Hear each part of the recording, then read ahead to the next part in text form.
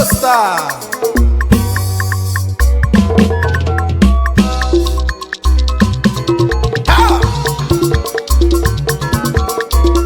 Asimoye mena Elipine tiele manya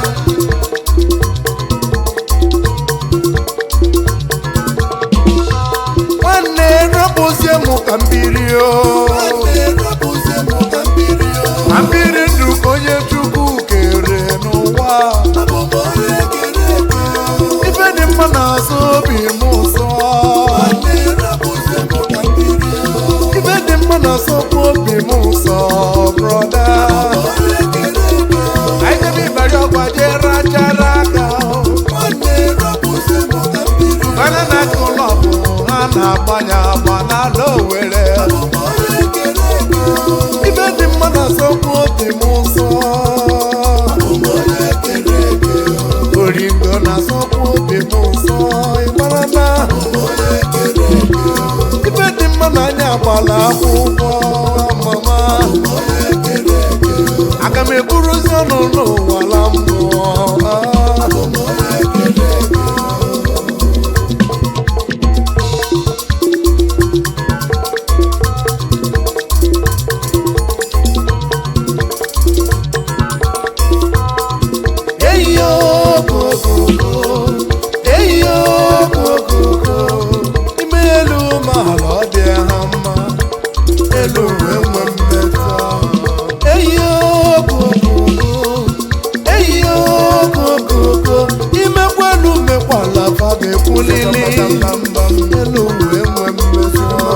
Aga m ebuzi ọnụ wela mmụọ ebe m na-ekezi bụ ụmụ nwaanyị na-eke mere ọ dị mma aga m agbazi ọnụ n'ezi mmụọ ebe chinyele olite nwanne rọpụzie mụ ka mbiri ụwa mụ na chimebụla isi kasolo nwa mama ugote nyere mụ ka mụ jeje ekwute nyere mụ ka mụ na kuli okwu ndụmọdụ onye ka mụ na gwụ ụwa aka jajanya n'ọnụ mmanụ onye gbara bọọlụ rajọrọ ụwa marụ ọrụ na-eli eli ị gazi akpacha akọ n'ụrọpa kụnyeli eri ị ga-ebuzi n'ụkwụ ha nakwa aka n'ume ezi oyi nọ na ntụtụ ịkwa ndụ mmanụ n'elu Nwanne rọpụzie mụ ka mbiri ka nsoro ụmụaka ibe m wee rapịọ ka ikpere ụwa n'ụwa bụ onye meri gị ọna kamanụ 3 bottles of life beer ka ṅụọ a na-aṅụ ndụ a na-adị ogologo for my guys, barman. 4 bottles of life beer with issue for me. Ana ndo anabia. Issue na kwoka na tanya kai no ma. Point can kill people lili mama.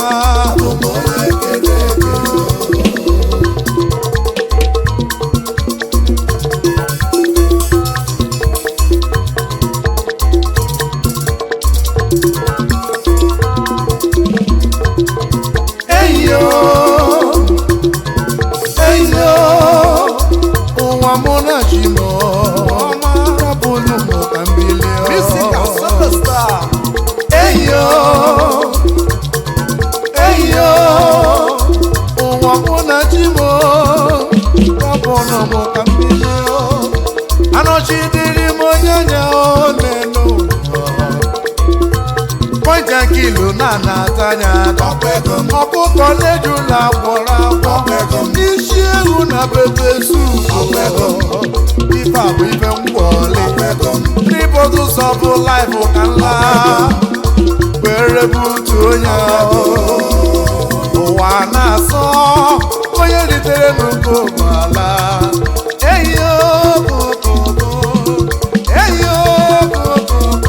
agbọghọ mara mma na-eme kwanụ mala ewu fanga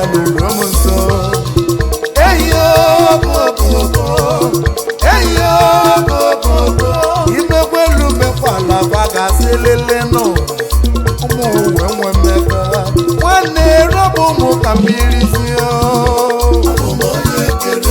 Honorable Pascal Chibiko Okechukwu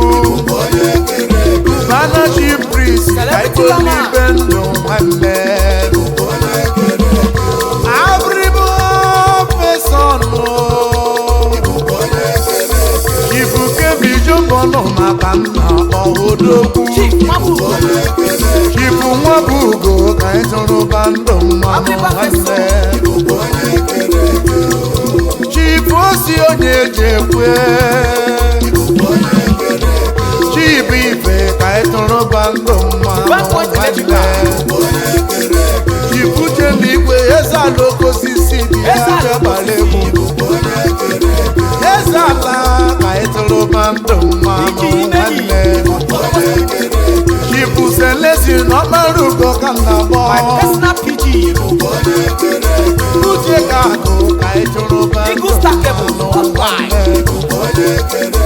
Arizona Emmanuel Nwajasigwe n'ọkịja eze ọkwa aka m ka ịtụrụ bandụ mmanụ nwanne Chifamu echi dene n'ọdagụ odogwu Dọla meche Global Link ka m na-akpọ Aji bụ obere nwanne bagụmbọ na n'otu Isebụla lụbatị na laba Dọla meche ka ịtụrụ bandụ mmanụ oyimo Chifu Sunday Ụzọagụ ka m na-akpọ oyimo Ebere gị zọgụ n'ike bịagbala n'ego Anyị jobi n'etiti zọgụ gị si aga nwanne Chifatrik onye ka Chukwu nne gị Youngest Billionaire ezi nwanne bịagbara egwu Masaki oji moto eme ọgọ ọgwụ aka m Ebudo onye gị dị ebe ahụ ka isi achụta ego nwanne Chipetus Okoli ezi nwanne My classmate eze ndị Igbo n'Abidjan Ogonye ndị isi na-atala akpụ ife nwanne